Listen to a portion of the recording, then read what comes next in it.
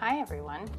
Today we are going to paint an abstract painting with just 3 colors and a lot of different mark making techniques. I hope you enjoy watching, and I hope it inspires you to also try some of these techniques in your own work.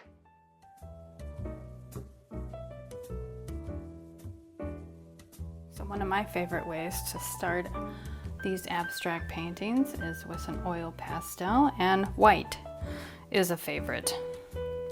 Kind of mimics what's going on underneath and the color of the paper. But you know, there's lots of colors you could choose from. Gray, reds, yellows, all sorts of fun stuff. Then we're going to dive in with some color.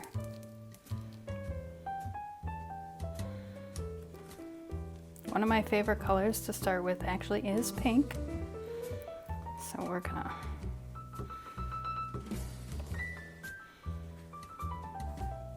I like to balance it out so it's not just one area. And I love to use these liquid watercolors right away before this other one dries.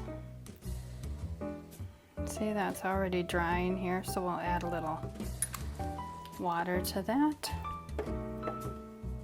Just with a brush, or you could use this little dropper.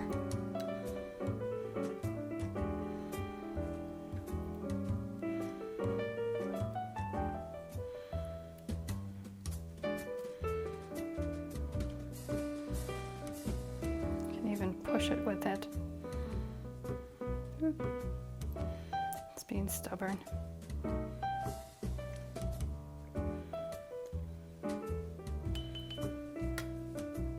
And you can use the back of your brush, move things around like that.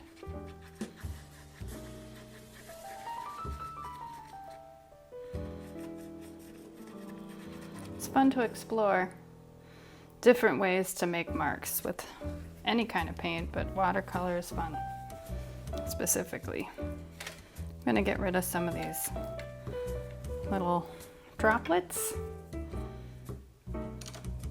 And then I really enjoy incorporating a water soluble crayon as well.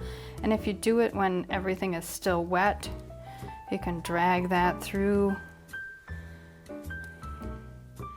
and it'll give you like this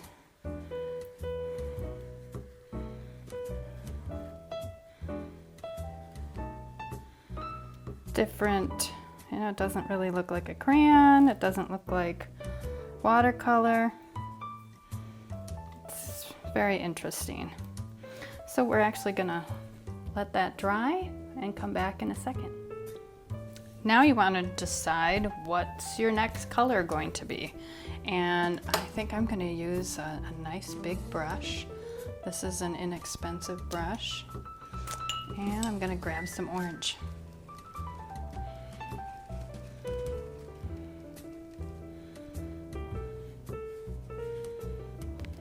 I love how those colors go together.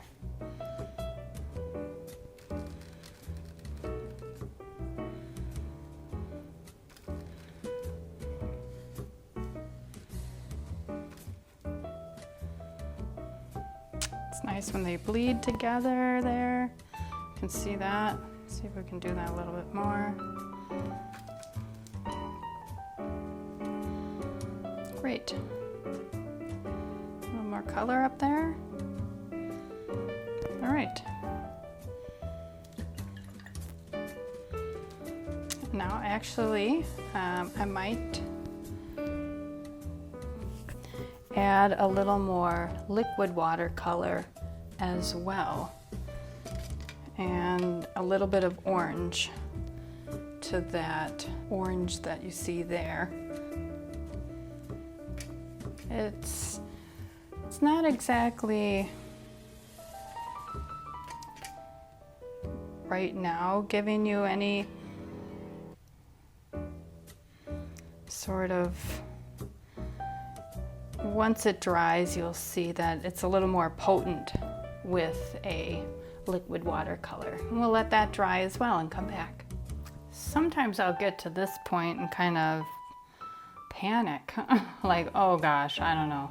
It's not turning out the way I like it, blah, blah, blah. So then I keep working it. And that's how I usually get through. And now I like to use some stencils. And this is like some numbered stencils. I'm just gonna draw these in here. Now you can leave the pencil kind of rough, you know, not real filled in. That can give it a nice texture. So I'm gonna do that. And I'd like to do another one in a different location.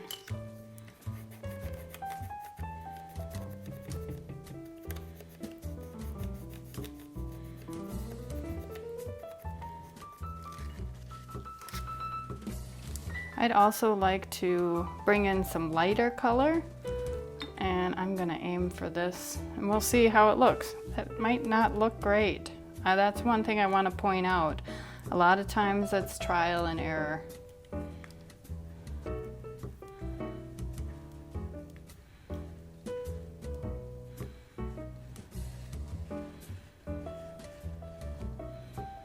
I think it looks great. I'm gonna keep going with that a little bit.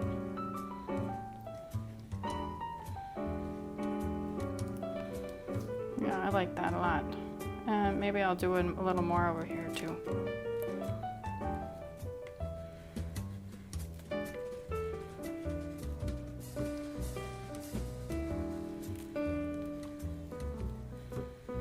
Yeah, fun. Now you can always use a lighter color one over that. See what you think of that.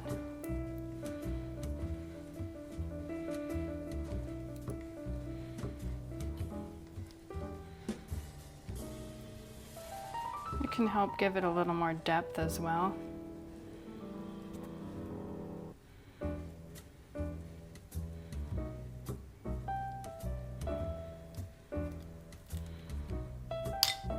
Okay, I love to incorporate some splatters.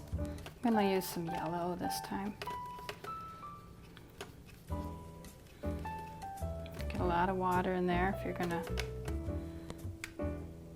And I like kind of bigger splatters. You can do little ones like though with this.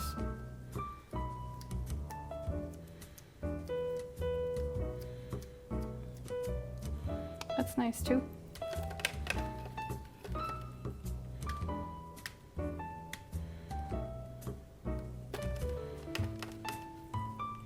A little bit more, there we go. Now I'm actually gonna let that dry as well.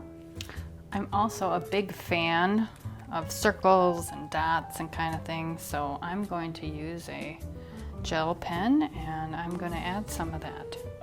I do have some circles going on here, which I like.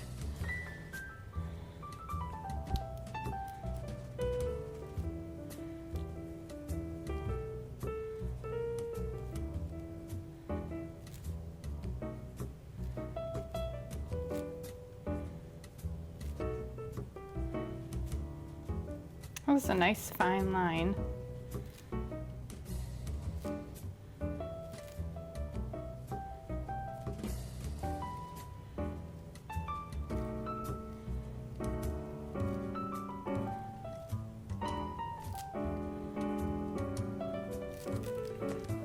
Now I'd like to add a little bit more to those circles, and I'm going to use actually an acrylic so that it kind of pops. Nothing wrong with that. Incorporating it with the watercolor.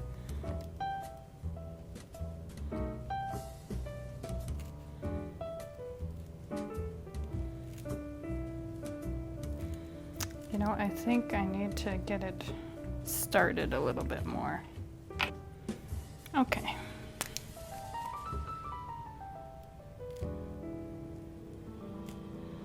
It's yellow, but it's still pretty subtle.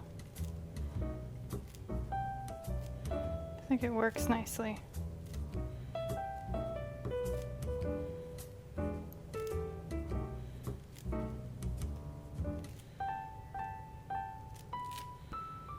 So I actually think this middle part here is a little more intense than I like, so I'm actually going to use this India ink. It's white. And we're going to do a little drop here. And I think my dropper has some issues. And I'm going to add some water. I just want to water it down, but I want the pink to still shine through. I just want it to be a little less intense. That's nice. Oh, that's really nice. Makes a nice light pink. Okay, I'm gonna let that dry, and then we're gonna take the tape off. Okay, so everything dried, and I did add a little more of the white in this area as well, and I'm real happy how it turned out. It's funny how it starts off exciting, and then it kind of hits a little bit of a bump, and I'm like, oh, I don't know. This isn't ever gonna go anywhere. It's gonna be terrible. I'm gonna hate it. And you just keep working it. I could still keep working it some if I wanted to, but I'm happy with the way it is. It's fun to kind of turn it, see other directions that the piece could live in. Sometimes hard to decide how you're going to present it as an abstract. But I'm going to take the green tape off.